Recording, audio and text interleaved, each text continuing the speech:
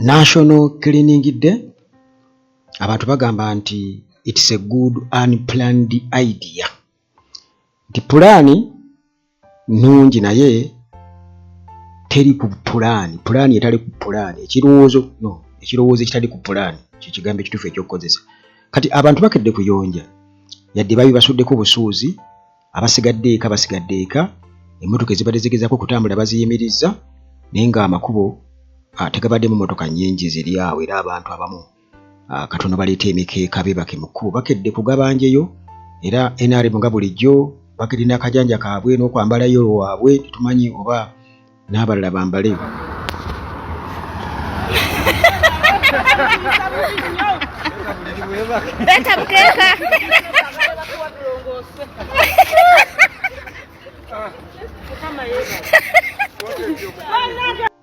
Kakati ensonga eno abantu tebaagisanyukidde okutwaliza awamu.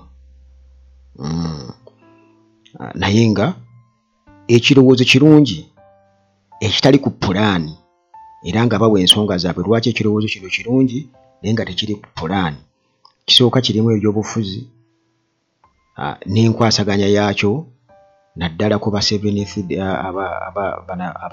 Day abasaba ku Lwomukaaga tekibasanyusiza yadde n'akamu era baakubye omulanga ku nsonga eyo nti bo ensonga eno si tebasanyusiza. Naye nga Nabbanja akedde n'abakulembeze abalala abafuzi.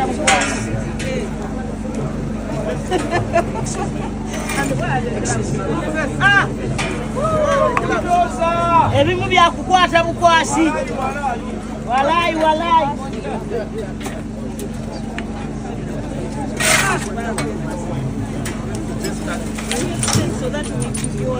Nyina sitano na.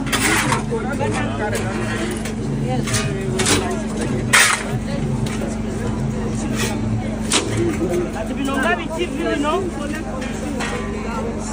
Ebimu byakwata bukwasi. Oyo Prime Minister Nabbanja nga naye yenyigiddemu. Eno ewaffe ekizindaalo kibadde kigamba ku makya ti OC agambye nti abo bonna naddala abatundira ku nguudo ate kikisinza okuneewuunyisa ti OC akimanyi nti wakyaliyo abantu abatundira ku nguudo so nga ate tulaba babagobako. Naye agamba nti abo bonna abatundira ku nguudo abatasobodde kujja nti basigalire ddala beebake wiiki nnamba nga tebalinnyeeko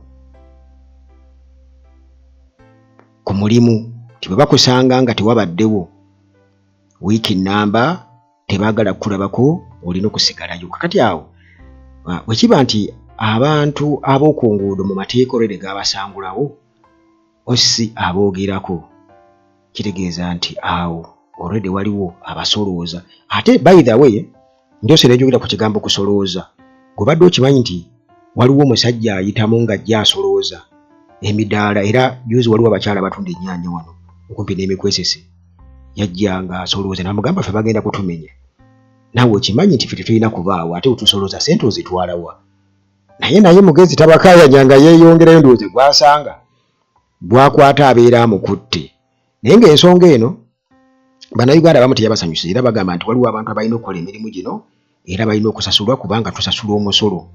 Kati n'olw'ensonga eyo buli omu alina okukola ky'alina okukola.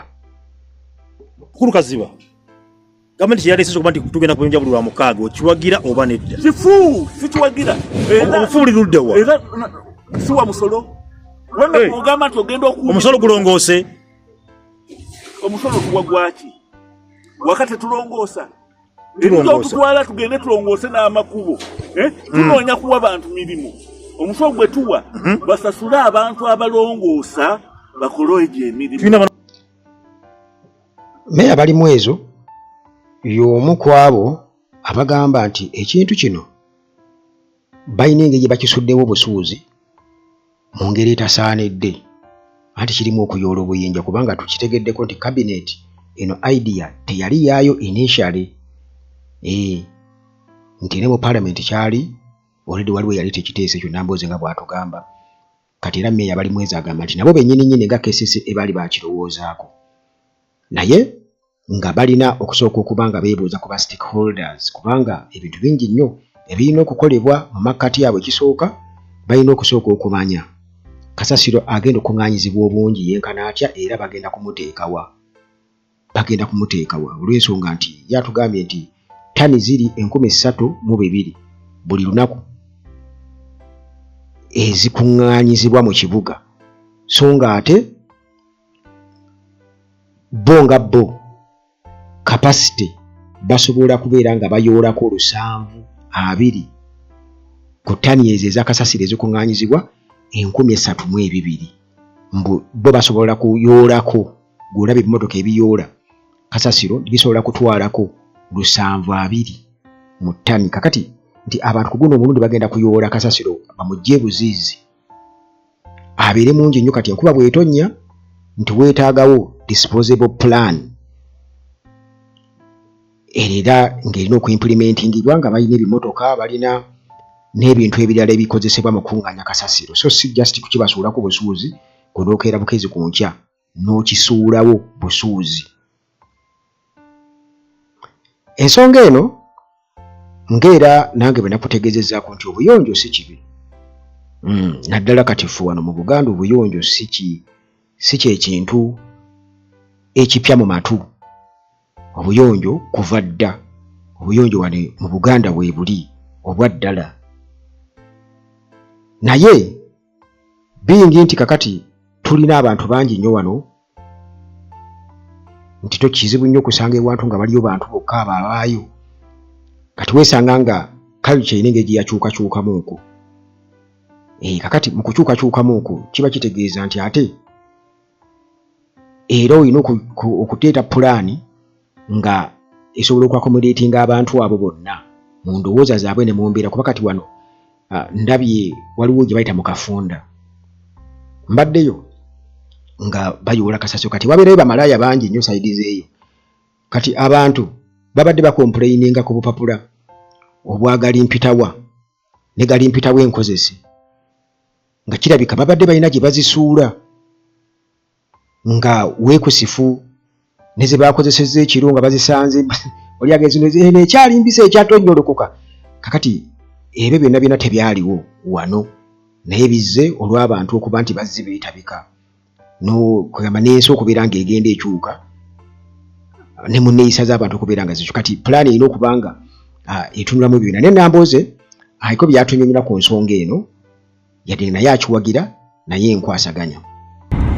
Basabo ne banyabo mbalamusizaako mwebala emirimu njagadde kisooke kitegeerekekwe nti ndi muwagizi lukulu ew'enkola y'abannansi okwekola mu bulungi bwansi ku lw'obulungi bw'eggwanga lyabwe n'olwekyo in principle mpagira ekyokuteekawo olunaku bannansi ne beetaba mu mirimu egy'awamu gamba ng'egy'okuyonja eggwanga lyabwe okuggyako njagadde bino bitegeerekeke nti mu ggwanga omuli paalamenti nga Uganda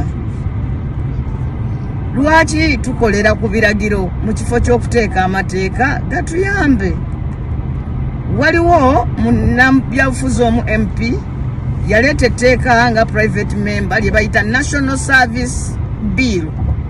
Etteeka ng'eryo lye twetaaga etteeka eriteekawo ebiragiro bannansi ba Uganda bye basobola okwetabamu ku lw'eggwanga lyabwe nga n'ekyo ekyokugamba tuteekawo olunaku olw'okuyonjanga ku ggwanga lyaffe nga lyekimu ku byo naye ekyokugamba nti nno kabineti yatudde eri yokka n'eragira ate n'eteeka mu nkola ku lunaku lumu oba oli awo ekyo nze kye ŋŋamba nti tekyabadde kituufu newankubadde nga ekikolebwa nkiwagira. Ekirala olw'okuba tetwafunye budde bwa kwebuuza nga bannaffe baalagidde jjo ng'olwaleero kwe kussa mu nkola oba oli awo bo bye batalowoozezzaako kakati ate tugenda obibabuulira nti maama Nabbanja ekiragiro kye watadde waweza obu 7th day. Aba 7th day basaba ku lunaku lwa Saturday ffe twetuyita olw'omukaaga luba lwa bwerende gye bali era tebalukolerako kintu kyonna wadde n'ofumba emmere yaabwe ey'okulya baba baagifumbye gulo limu. Sabbiiti ey'aba 7th day tandika ku ssaawa 11 ez'olwegulo ku Lwokutaano paka akawungeezi ku lunaku lwe tuyita ffe olw'omukaaga bo lwe bayita Sabbaato.